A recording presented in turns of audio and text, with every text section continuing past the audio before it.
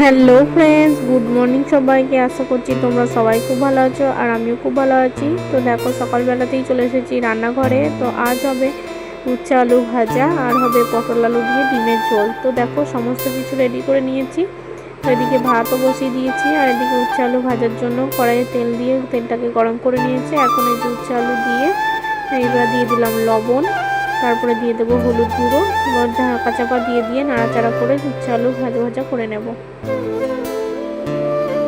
তো দেখো এখন একটু নাড়াচাড়া করে নিচ্ছি।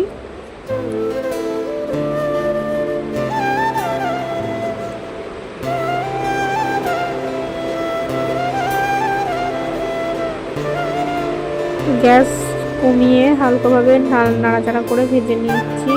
আর এদিকে দেখো ডিমটা প্রথমে সিদ্ধ করে নিয়েছিলাম। তো উচ্ছে আলু ভাজা হতে হতে এদিকে আমি ডিমগুলো ছাড়িয়ে নিয়েছি। দেখো আলুগুলো সেদ্ধ হয়ে গেছে।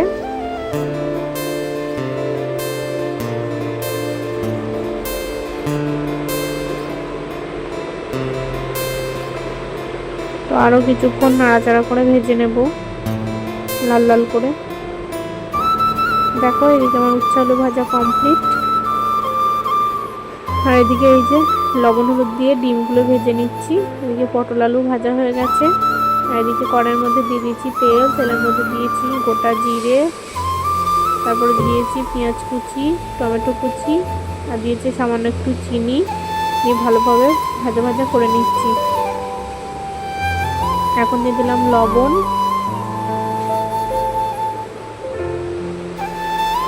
দিয়ে আবারও নাড়াচাড়া করে নিচ্ছি।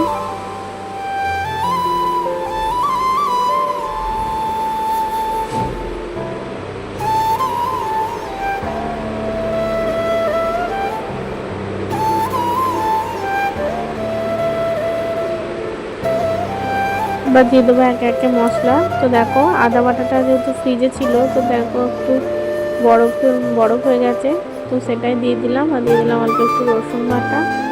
তো আবার ওই যে নাড়াচাড়া করে মশলাটাকে ভালোভাবে কষিয়ে নেব। তো এখন গুঁড়ো মশলাগুলো একে একে দিয়ে দেবো। গুঁড়ো মশলার মধ্যে দিয়েছে হলুদ গুঁড়ো আর দিয়ে দেবো অল্প জিরের গুঁড়ো। আবারও নাড়াচাড়া করে মশলাটাকে ভালোভাবে কষিয়ে নেব।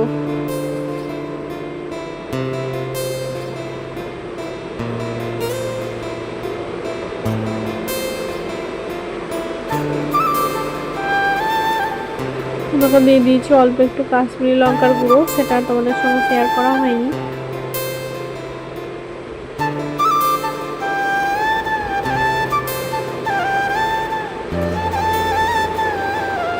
যতক্ষণ না তেল ছাড়ছে ততক্ষণ একটু ভালোভাবে নাড়াচাড়া করে নেবো। তো দেখো মশলাটা মোটামুটি কষানো হয়ে গেছিলো, তখনই এই যে ভেজে রাখা আলুগুলো দিয়ে দিয়েছিলাম।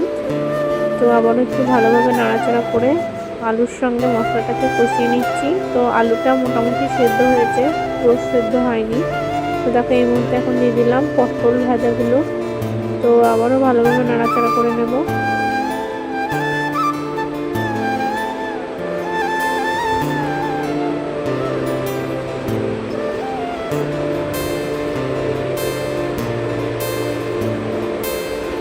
দেখো ভালোভাবে কষানো হয়ে গেছে। এবার দিয়ে দিচ্ছি জল।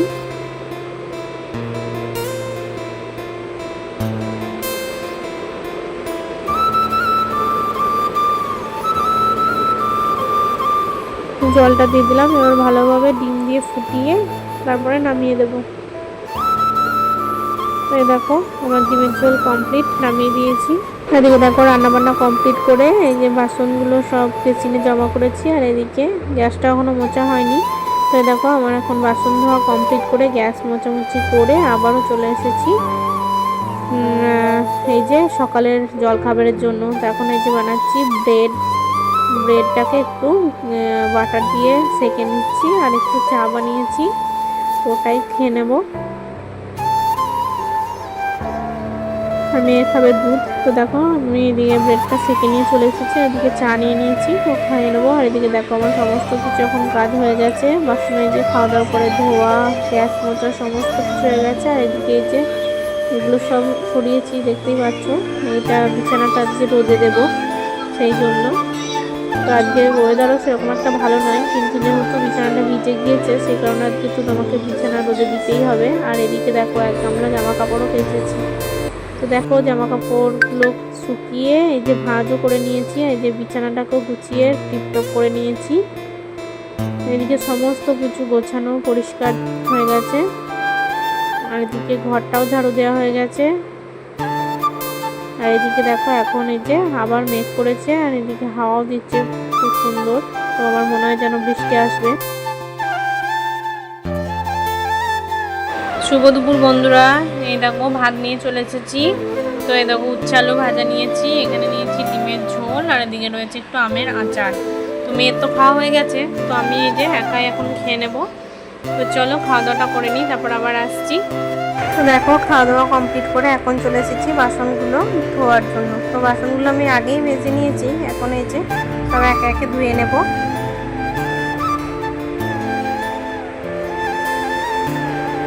তো দেখো এইটা ধুতে ধুতে আর ধুলাম না, কেননা এই যে ঢাকনাটার পিছনে একটু মোড়ানো এই ঢাকনাটার ধারটা, তো সেই ওখানে না ভাত ঢুকে থাকে।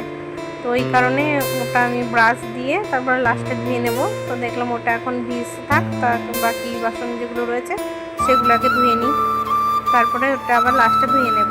তো চলো একে একে সমস্ত বাসনগুলো ধুয়ে। হ্যালো বন্ধুরা, গুড আফটারনুন সবাইকে। আশা করছি তোমরা সবাই খুব ভালো আছো, আর আমিও খুব ভালো আছি। তো আজ হচ্ছে বুধবার, এখন বাজে দুপুর ওই 3টে 4 মতো বাজে। তো এই যে এখন আমাদের খাওয়া দাওয়া সমস্ত কাজবাজ কমপ্লিট।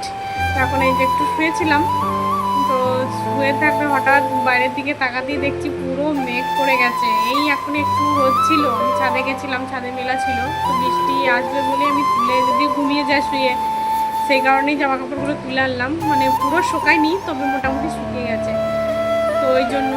তো এই এখন বাইরে বারান্দাটায় দিলাম, মানে ব্যালকানিতে দিলাম, কিন্তু দেখছি যে পুরো বাইরেটা কালো হয়ে গেছে।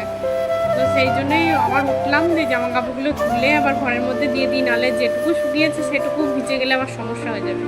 তো চলো আজকের ভিডিওটা দেখতে থাকো। তো এখনকার মতো টাটা।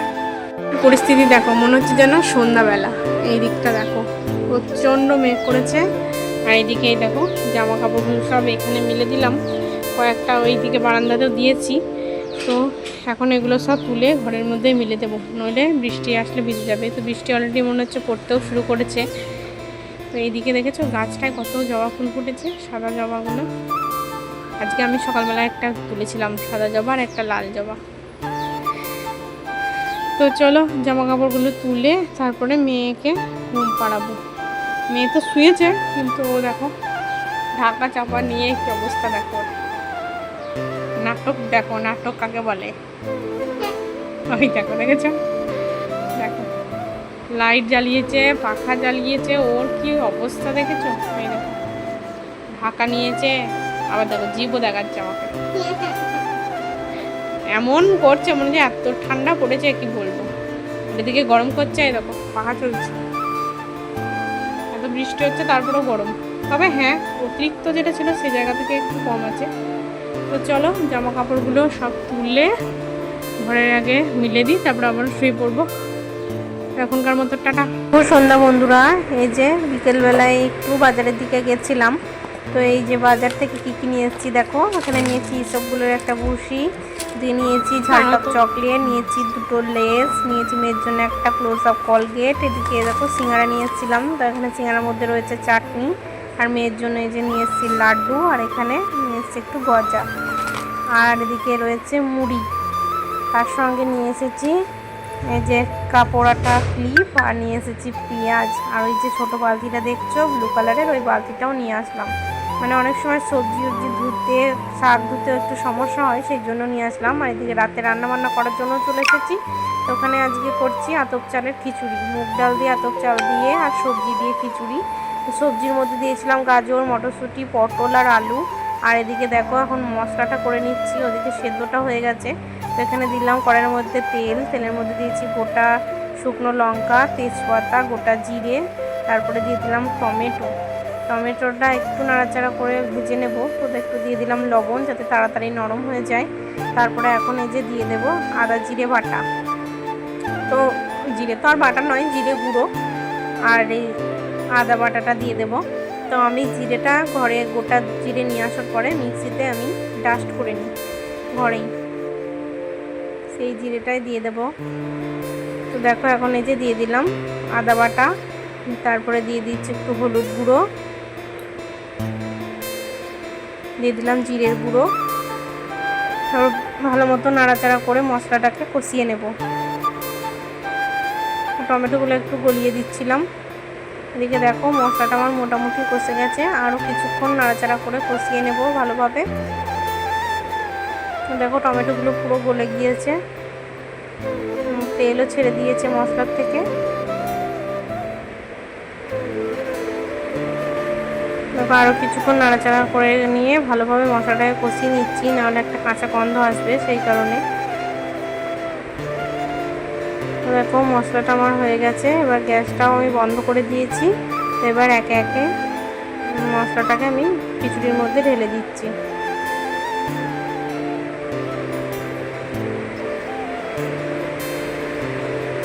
দেখো খিচুড়ির মধ্যে মশলাটা দেওয়া হয়ে গেল, এবার একটু ভালোভাবে মিশিয়ে দেব।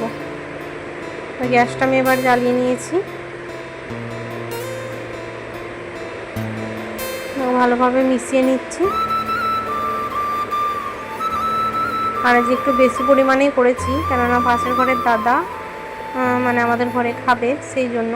ওই দাদা আমার ঘরে প্রায় দিনই খায়, তাই ভালো কিছু করলে বা হলে, ভালো কিছু না করলেও আমাদের ঘরে মানে একরকম একসঙ্গে আমরা প্রায় দিন খাওয়া দাওয়া করে থাকি। তো দেখো এদিকে আমার খিচুড়ি কমপ্লিট, আর এদিকে এই যে বেগুনি ভাজা হবে, সেই জন্য এখানে জিরা শুকনো লঙ্কা ভেজে তুলে নিয়েছি, তারপর নুন দিয়ে ভালোভাবে মেখে নিয়েছি।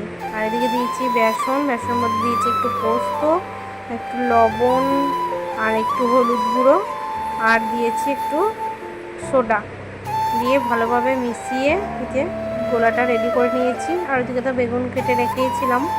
তো দেখো তেলও গরম হয়ে গেছে, এবার একে একে বেগুনিগুলো ভেজে নেব। আর বড়বাবুর আবদার একটু পেঁয়াজি ভাজতে হবে, সেই জন্য ওর দিকে একটু পেঁয়াজির জন্য পেঁয়াজ আর কাঁচা লঙ্কাটাও কেটে রেখেছি। বেগুনিটা বানানোর পর ওকে পেঁয়াজিগুলো ভেজে দেবো। তো এই যে তাড়াতাড়ি এটা বানিয়ে নেওয়ার পরেই আমরা গরম গরম খেয়ে নেব। তো বাইরে হচ্ছে বৃষ্টি, আর এদিকে হচ্ছে খিচুড়ি, বেগুনি ভাজা, পেঁয়াজি ভাজা। তো আজকে রাতের ডিনারটা পুরো জমে ক্ষীর। তো তোমাদের কার কার ভালো লাগে এরকম ডিনার, আমাকে কমেন্ট করে জানাবে। তবে হ্যাঁ, আমার ভিডিও অনেকেই দেখছো, অনেকে কমেন্ট করছো, তাদেরকে অনেক অনেক ধন্যবাদ। আর এভাবেই আমার পাশে থেকো। তো দেখো উল্টে পাল্টে ভালোভাবে বেগুনিটাকে ভেজে নিচ্ছি, আর বেগুনিগুলো বেশ ভালো ফুলেওছে। আর বড়বাবু বলেছে আজকে সাদা তেল না ইউজ করতে, ও সাদা তেলটা ঠিক খেতে ভালো লাগছে না, সেই কারণে এই যে সর্ষের তেলেই ভেজে নিচ্ছে। আর সত্যি কথা বলতে সর্ষের তেলে ভাজাভুজি বা রান্নাবান্না করার টেস্টই আলাদা, আমার তো বেশ ভালো লাগে। তো তোমাদের কার কেমন ভালো লাগে আমাকে কমেন্ট করে জানাবে। তো এই দেখো খিচুড়ির মধ্যে লাস্ট এখন একটু ঘি দিয়ে দিলাম, ঘি দিয়ে ভালোভাবে মিশিয়ে নেব। তারপরে এই যে আমরা সবাই মিলে একসঙ্গে খাওয়া দাওয়াটাও করে নেব। দেখো মিশিয়ে দিচ্ছি এখন।